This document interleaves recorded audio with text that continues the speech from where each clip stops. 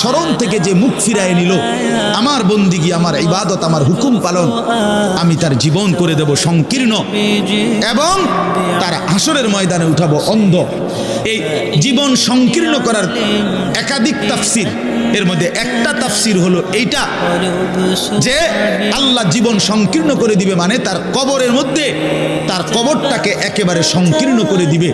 আল্লাহ রসুল বলছে নাফরমানের কবর রাইখা যখন ফেরেশতা চলে যাবে, কবর ডান পাশের মাটি তারে একটা চাপ দিবে বাম দিকে, বাম দিকের মাটি এক ডান দিকে, আল্লাহর কসম ডান পাশের হাড্ডি পাঁজর ভাঙ্গা ডান দিকে বাম দিকে চলে যাবে, বাম দিকের হাড্ডি পাঁজর ভাঙ্গা।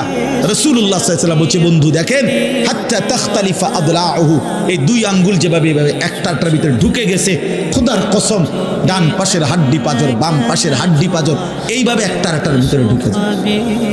এটার অর্থ এটা।